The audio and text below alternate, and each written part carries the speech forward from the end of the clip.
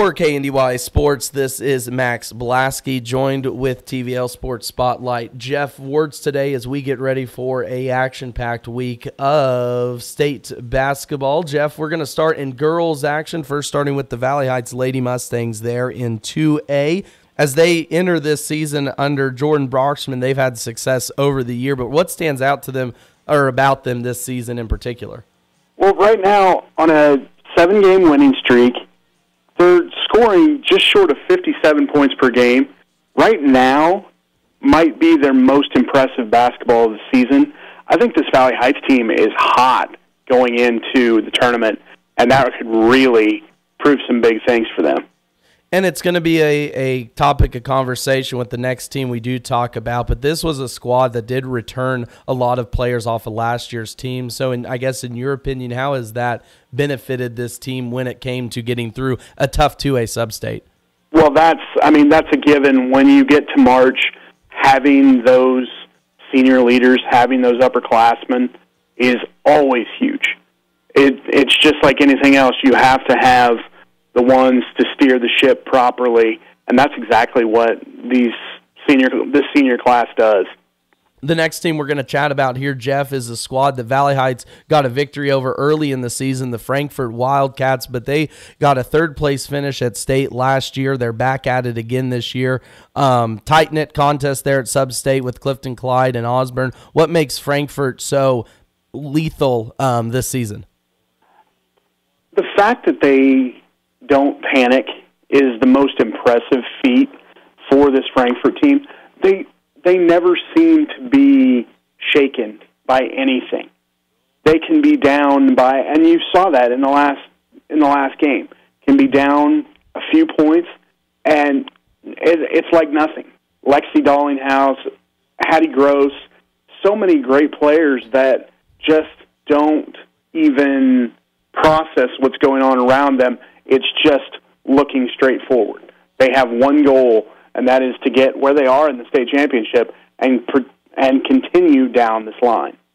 And you mentioned there, Gross, especially the 1,000-point scorer in the season, but something that makes this Frankfort team so balanced, I think, is the play of Sydney Wap down low and then Emma Hardwick at point guard there. The balance of this Frankfort team, too, I think, is not better than last season, but I think it's more consistent, I guess.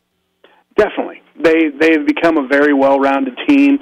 Coach Brian Ebert knows his job very well and has all of the position players in their right spots. And it's a very well-rounded team this year for Frankfort, and that makes them very dangerous. And as we look at their sub-state, but you see two TVL teams, and we'll get into this here, I think, at the end, but how strong was this TVL girls this year?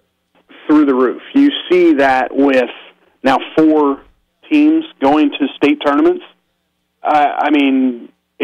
It's absolutely incredible, and it's that way every year. You see those same teams, and we'll talk about a couple others down the line here, but the Hanovers, obviously, Centralia's constantly. Those teams that are there now are the constants of the Twin Valley League. And it seemed like this year we had those constants and about 3 to 5 others that were, hey, we want to get to that level too.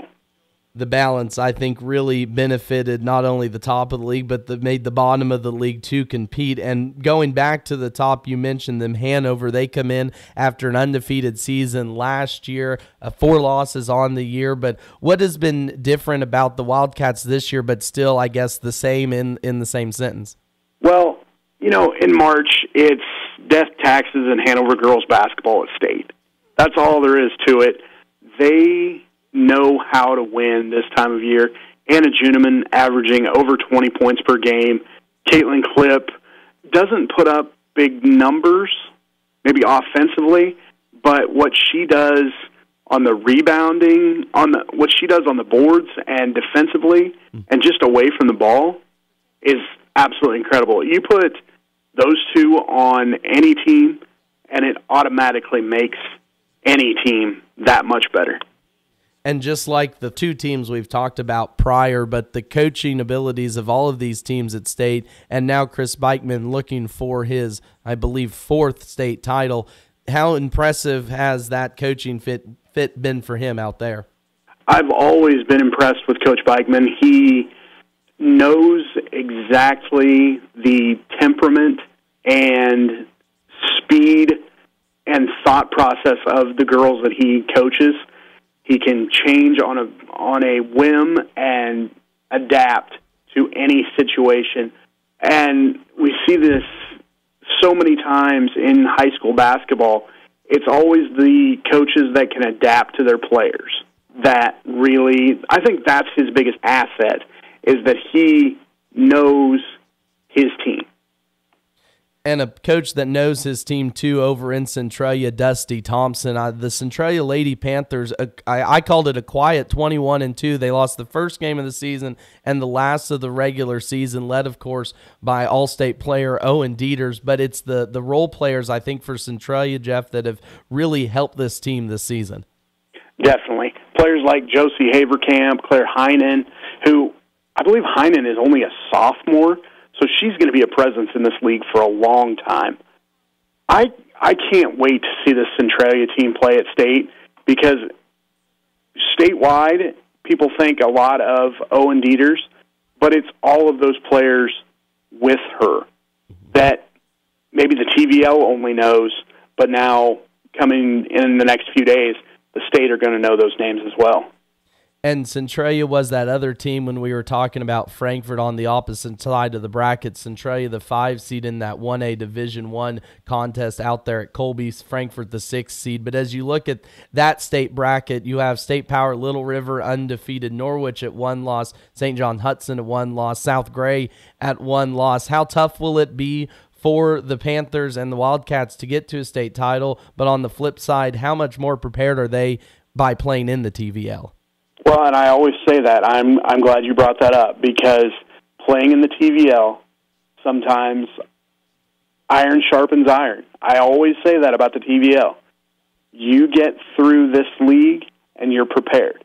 Yes, it's going to be a difficult task for both the Lady Panthers and Lady Wildcats at state. It's going to be a difficult task, but they know what they need to do, and I'm sure both teams are going to be laser-focused going into this one. 4 girls teams, 2 more boys teams to talk about here, joined again by Jeff Wurtz of the TVL Sports Spotlight. We're going to move on now to the Axtell boys. They, of course, going back to the state tournament for the 2nd year in a row under head coach Jason Tynan, an athletic team that has fought from behind in a lot of games late in the season. But what makes this Axtell team possibly special as they look for a state title run?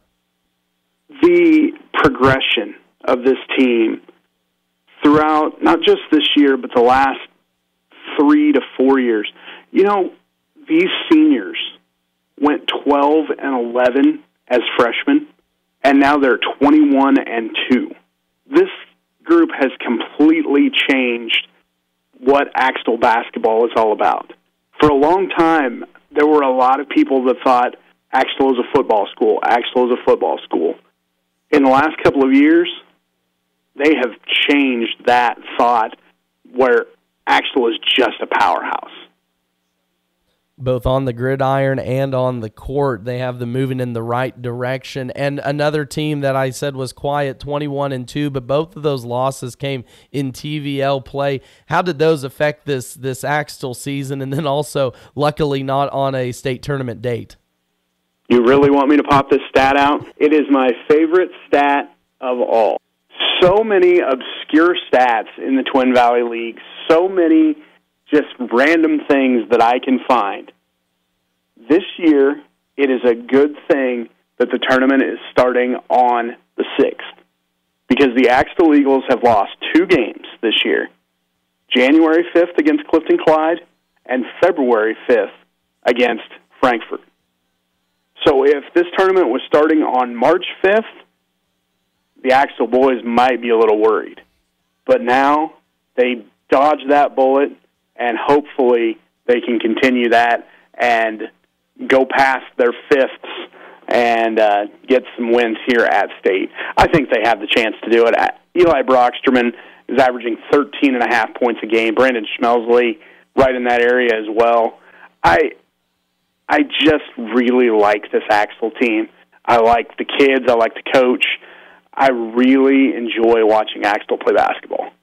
They are a fun style of basketball, have to admit. And one of those teams in the TVL that handed them their loss, Clifton Clyde Eagles, the boys another run at a state title. They fell short with a first-round loss last year, but how has that motivated this senior-led team that has been together and played a lot of basketball? Well, with a loss like that, you can do one of two things. You can cower away, you can just shrivel up, or you can do what the Clifton Clyde Eagles did and get mad and work a lot harder in the off season, work a lot harder throughout the regular season, and now just playing some of their best basketball maybe in a decade in Clifton Clyde. Just absolutely an incredible team. And, yeah, they're going to use that last year as motivation for what they have coming up. And I think they are dangerous as well. They're going to have to really fight in this tournament, but I think they have the team and the athletes to do it. And you mentioned the fight there on the Eagles as we wrap up this conversation about state basketball, but they had to fight in the sub-state too. I guess you're a little bit closer to them than we are over here, but what have they learned from that experience, and what are you expecting from the Eagles out at state? Well, it's a thing where it wasn't necessarily what the other teams were doing. It's what Clifton Clyde sort of did to themselves if they were ever in a little bit of a peril. It was things that you can correct in a practice, and whether it was a turnover of a ball or a bad foul, things like that. Those are things you can correct, and those are things that you can correct in a practice or two, and Justin Steinbrock knows how to do that. So I really think this Clifton Clyde team, like I said, the athleticism is off the charts there. Absolutely everybody on that team knows what to do with a basketball, and I think that makes them, well, like I said, it's going to be an uphill challenge, but I think they have the team that can get it done. They are a squad. I only got to see them a few times, but I saw them play really good against Valley Heights, and I think, like you said, they have an opportunity to make some noise, and so do all of these other teams. Again, congratulate the 6 area teams being able to make it to a state tournament run. I know, Jeff, you're going to have updates of all the state games along with us here at KNDY, so where can people find that information this week? Of course, you can go to the TVL Sports Spotlight on social media. I will also have a new podcast up today on TVLSpotlight.com to preview all of this. And, yeah, throughout the week, I will be on social media all week long. I'll be typing my little fingers away while at these games and getting as many scores out as I possibly can. I want to thank KNDY for everything that they do for the TVL Sports Spotlight. And, Max, I'm looking forward to this, man. It's going to be a fun end to the basketball season. Unfortunately, that's the worst part about state, is it does have to come to an end. So again, joined today by Jeff Wurtz of the TVL Sports Spotlight. We appreciate you do everything every week, sir, too, as well. Max, it's been a pleasure.